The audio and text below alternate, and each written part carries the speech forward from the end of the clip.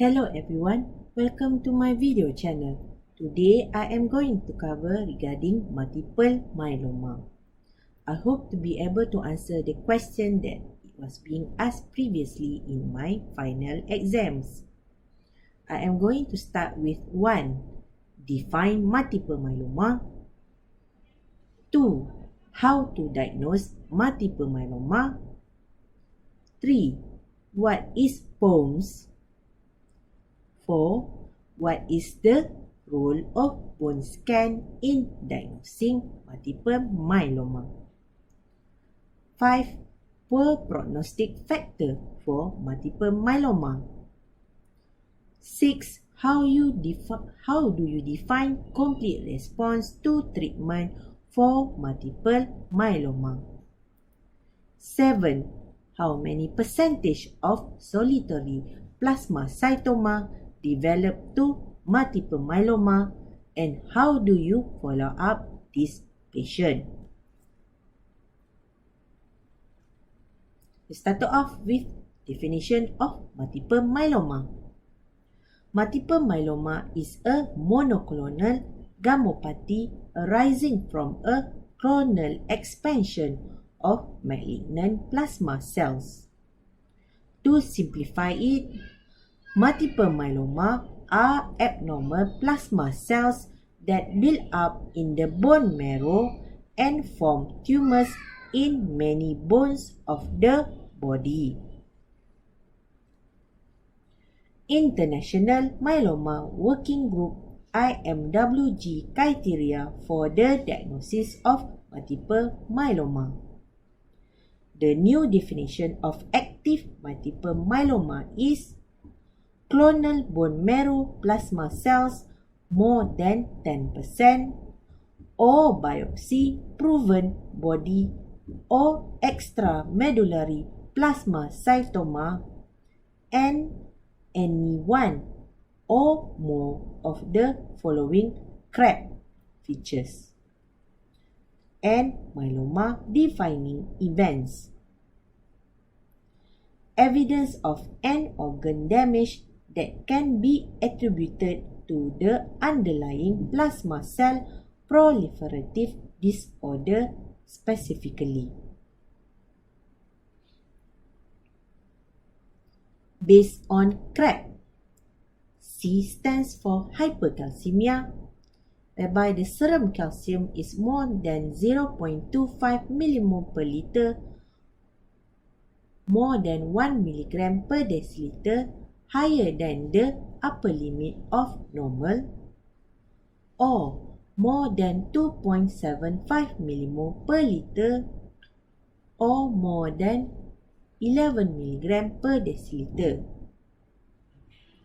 R stands for renal insufficiency. Creatinine clearance less than 40 mL per minute, or serum creatinine more than 177 mol per liter, more than 2 mg per deciliter. A stands for anemia.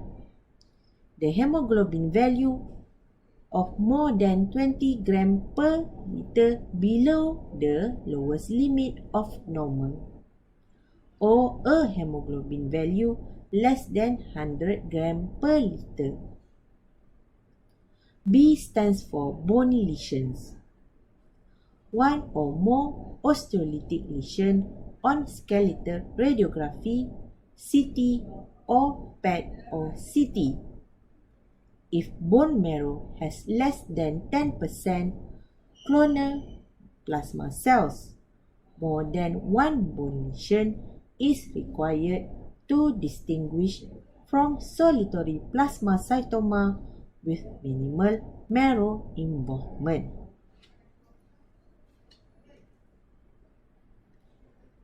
Any one or more of the following biomarkers of malignancy are present. 60% or greater clonal plasma cells on bone marrow examination. Serum involved or uninvolved free light chain ratio of 100 or greater. provided the absolute level of the involved light chain is at least 100 mg per liter. A patient's involved free light chain, either kappa or lambda, is the one that is above the normal reference range. The uninvolved free light chain is the one that is typically in or below the normal range. Number 3. What is POEMS? POEMS syndrome is a rare multi-system disorder.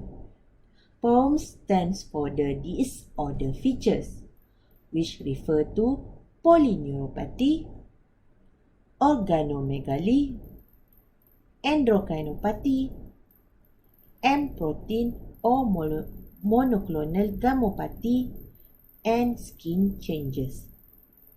Signs and symptoms may include progressive sensory motor polyneuropathy, enlarged liver, spleen, and or lymph node, a disorder of the endocrine glands, a monoclonal plasma cell proliferative disorder, and darkening of the skin due to hyperpigmentation.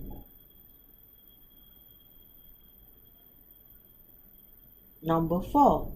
What is the role of bone scan in diagnosing multiple myeloma? Bone scan can help in detecting the active lytic lesion, but it is not a routine investigation. Basically, we can say that there is no role of bone scan. In multiple myeloma, there is an increase in the osteoclastic activity. Better to order a PET scan for the multiple myeloma patient. For screening of multiple myeloma by doing a skeletal survey, it is less sensitivity because you need around 30 to 40% of bone destruction to be seen in X-ray. Number 5. What is the poor prognostic factor for multiple myeloma? Example in the high-risk cytogenetic abnormalities, plasma cell leukemia detected with FISH, fluorescence in situ hybridization, or ISS score based on beta-2 microglobulin. What's that? Further explanation.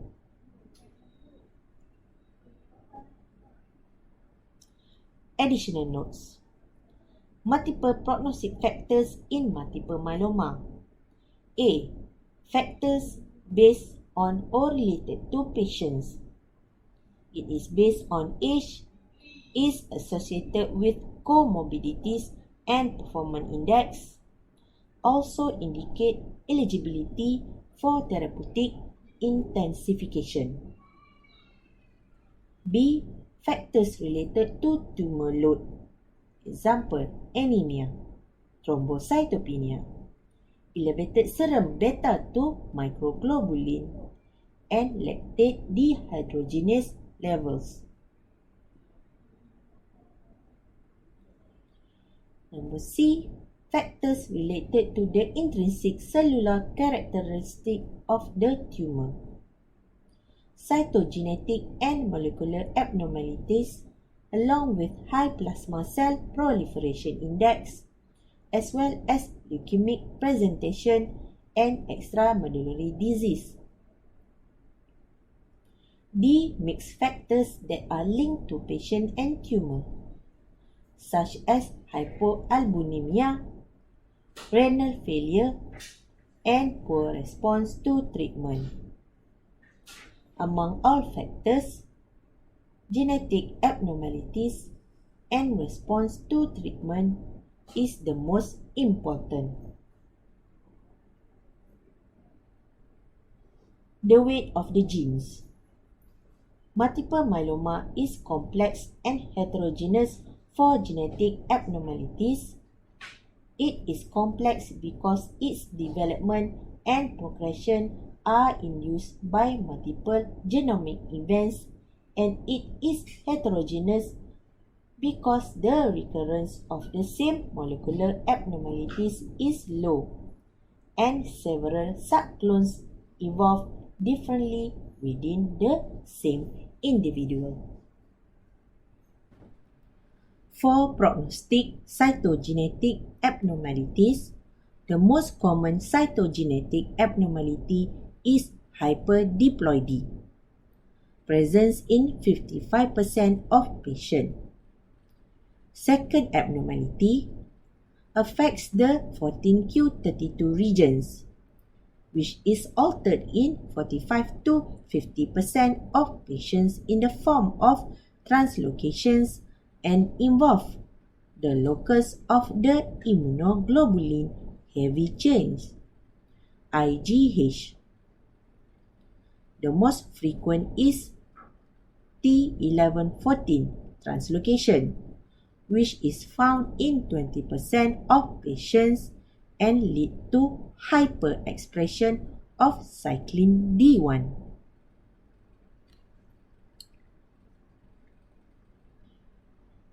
Definition of cytogenetic risk of multiple myeloma. The International Myeloma Working Group recommends the detection of T414 translocation, T1460 translocation, and deletion del17p to define high-risk multiple myeloma. These three abnormalities are taken into account in the RISS score, which is also based on the serum lactate dehydrogenase level along with the serum beta-2 microglobulin and albumin levels that made up the original international staging system.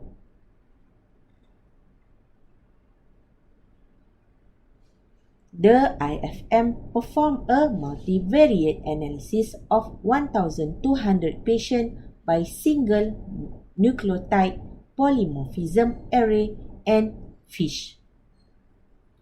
5 abnormalities associated with a shorter overall survival were identified. Deletion 17p, deletion 1p32, gain 1q, translocation T414, and trisomy 21. The only protective abnormality was trisomy 5.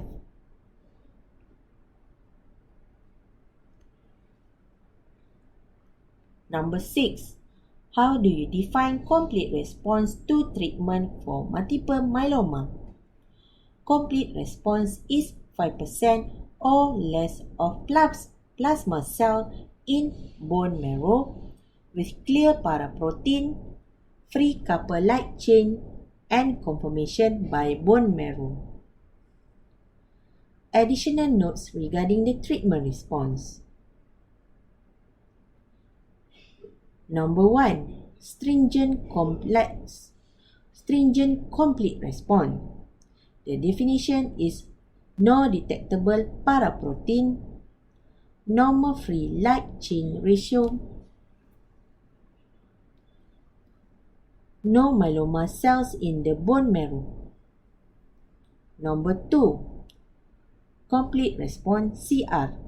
The definition, 5% or less plasma cell in bone marrow, no detectable paraprotein. Number 3. Very good partial response, BGPR.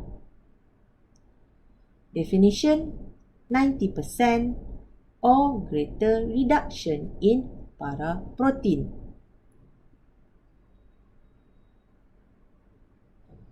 Number 4.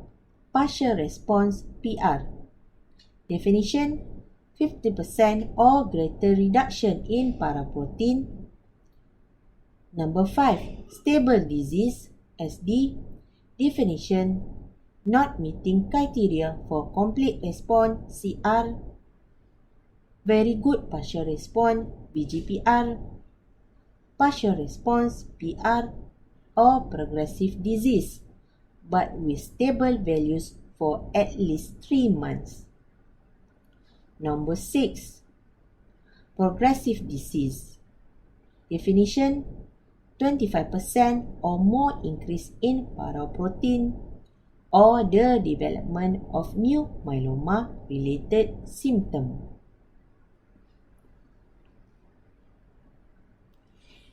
Regarding question number 7, how many percentage of solitary plasmacytoma develop to multiple myeloma, and how do you follow up this patient? Conversion of solitary plasmacytoma to multiple myeloma occur around 60 to 65% in 10 years. Need to follow up this patient for at least 10 years. Okay, remember? There is a need to improve the time to diagnosis for prompt treatment and improving the survival rate of the patient.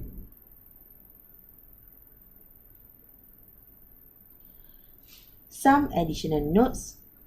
Recommendation for adjunctive treatment. Number 1, bone disease.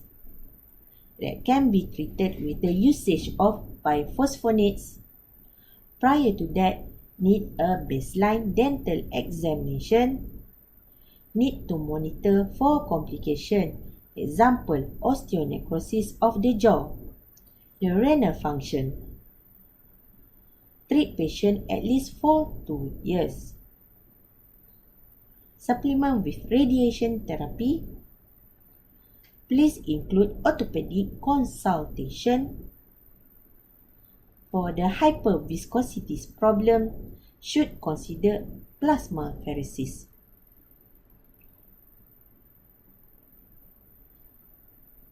Number 3, infection. Consider IVIG if patient has recurrent infection.